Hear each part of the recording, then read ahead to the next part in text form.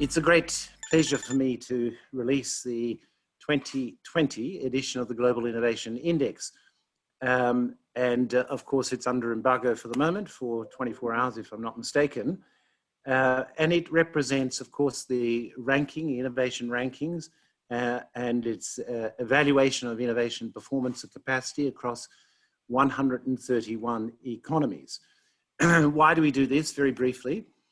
Well, of course, innovation is one of the principal sources, if not the principal source of economic growth and development. So it's an extremely important phenomenon and recognized as such by enterprises throughout the world and by countries throughout the world. And the idea with the Global Innovation Index is that we contribute to the measurement of innovation. And in particular, we think there are three main effects that the Global Innovation Index has in providing data on innovation. And they're, first of all, it provides countries with a yardstick to measure their relative performance against other countries. Secondly, it allows them to evaluate their own innovation strengths and weaknesses across a wide range of indicators and components that constitute the index. And finally, it gives a strong impetus to countries to collect better data and to have better metrics on innovation and innovation performance. And that's extremely important. And we've seen this with a number of countries that have made a considerable effort in order to improve the availability of data around innovation as a phenomenon. This, of course, helps policymakers in developing and assessing their innovation policies. So now let me turn to the 2020 index and the results in terms of ranking, first of all. Well, number one in the 2020 Global Innovation Index ranking is once again Switzerland. I think it's the 9th time, consecutive time that Switzerland has come out on top of the GII ranking, followed this year by Sweden, then the United States of America, the United Kingdom, and Netherlands. So they constitute the first five. Now, the top economies in the ranking of the GII are once again developed countries. The exception to that is China. China has, for the second year now in a row, come in at number 14 in the GII ranking. And it's the only middle income in the top 30 countries in the ranking of the GII. We do see this year the continuation of a shift towards Asia. For the first time, the second Asian economy, the Republic of Korea, has joined Singapore in the top 10 countries in the ranking of the GII. We see also that over time, now over the period of the life of the Global Innovation Index, China, Vietnam, India, and the Philippines are the economies that have seen the most significant progress in their rankings. And each of them has improved very, very considerably. This year, both India at number 48 and the Philippines at number 50 have moved into the top 50 for the very first time. And so that's a very significant improvement that we are seeing. In the case of developing countries more generally, well, as I say, the ranking, with the exception of China in particular, at number 14, and the others that I've mentioned, they may not be in the upper ranks of the global list. However, we do see this phenomenon of many developing countries outperforming in innovation their level of development. In 2020, there are 25 economies that outperform their peers. Countries such as India, Kenya, and Vietnam hold the record for being innovation outperformers for 10 consecutive years. And of the 25 identified as outperformers, 8 are from sub-Saharan Africa. So the efficiency of innovation in terms of the conversion of inputs into outputs is extremely strong in those economies, with Kenya and Rwanda topping the list. Finally, one of the things that we've introduced in recent years, as you know, in addition to the ranking innovation on the Global Innovation Index, is a ranking of the top 100 science and technology clusters in the world.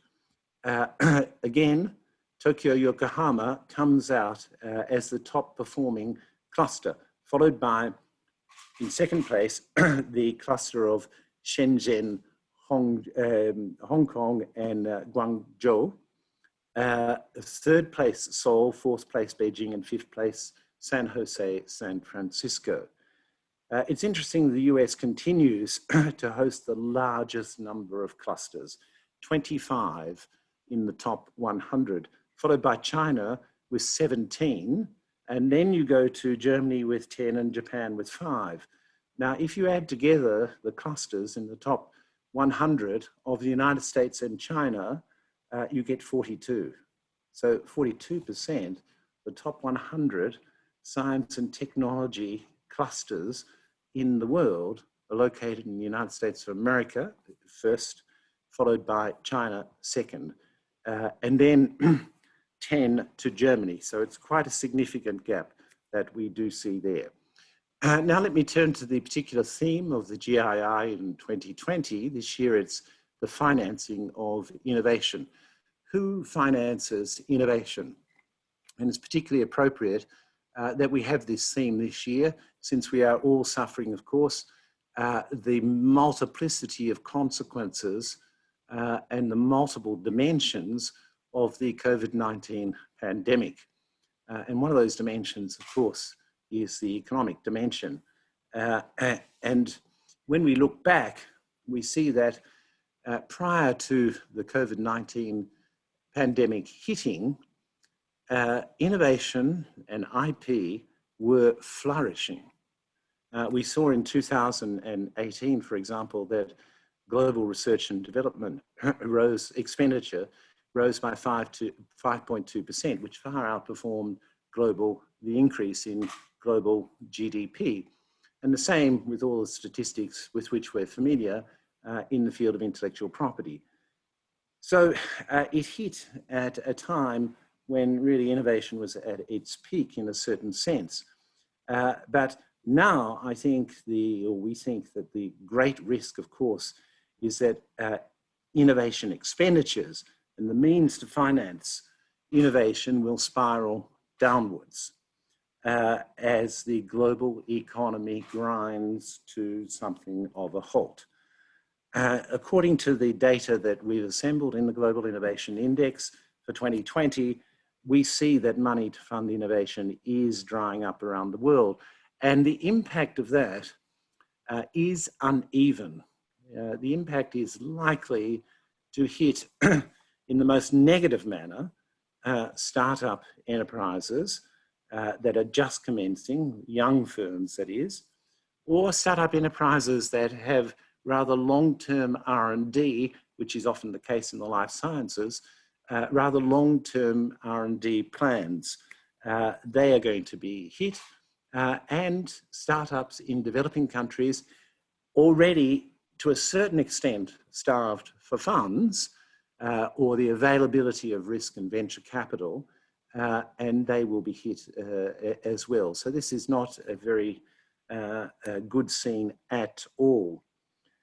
So we are calling in the GII in 2020 on business leaders and political leaders and policymakers around the world to sustain innovation throughout this period. It's exceptionally important. Of course, we know it's important in the health field, and that is what's going to take us out of the crisis, principally.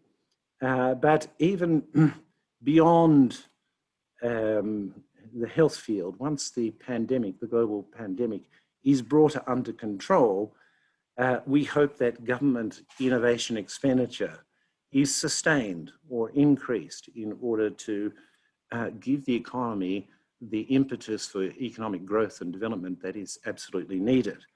There are, of course, some opportunities that are coming out of the crisis, and we see that, of course, in certain areas, because of the virtualization of economic activity and the virtualization of social contact that we're seeing as a consequence of the necessary measures taken for confinement and lockdown around the world in relation to the pandemic, there are certain areas where innovation has performed quite well.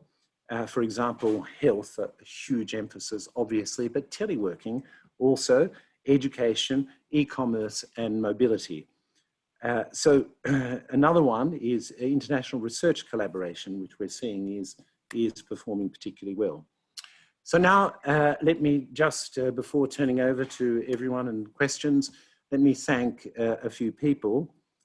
First of all, I'd like to thank our co-publishers, Cornell University and INSEAD. We're very grateful to them, and in particular to Professor Sumitra Dutta and Bruno Lanvin from Cornell and INSEAD respectively, two of the co-authors. The third co-author is my colleague Sasha Wunz-Vincent, whom I should like to thank as well. And of course, Carsten Fink, our chief economist, under whose supervision this was all put together. I should also like to thank our knowledge partners. So there we have, as a long-standing knowledge partner, the Confederation of Indian Industry. Many thanks to you. We have, in addition, Dassault Systèmes and the National Confederation of Industry of Brazil, another long-standing partner again. Thanks to you all, and we would welcome a discussion. Oh yeah. Yeah.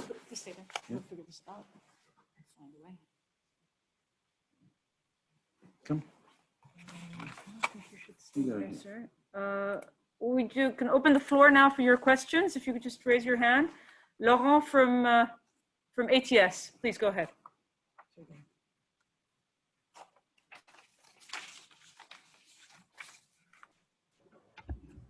Can you hear me?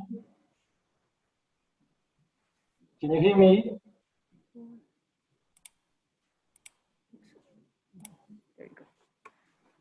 Can you hear me? Yes, we can hear you now. Okay, very well. Thank you. Thank you for the briefing. Can we already measure since the beginning of the year the decline that might have occurred in terms of R&D investments? I assume it's still hard to have a consolidated figure, but do we have a broad idea to measure the decline? Thank you. So we missed that, Laurent. The question was, do we have a broad idea in terms of figures, how the investment in R&D might have declined since the beginning of the year because of the pandemic? Thank you. I don't have that figure. I'm going to invite my colleague Carsten Fink and any of the co-authors to intervene here. But usually, as you know, the figures on R&D expenditure lag a bit behind. They're not in real time. So we don't, the collection takes place for this year really at the end of the year. And I don't have any indication. I mean, Carsten, perhaps you may wish to intervene on that one.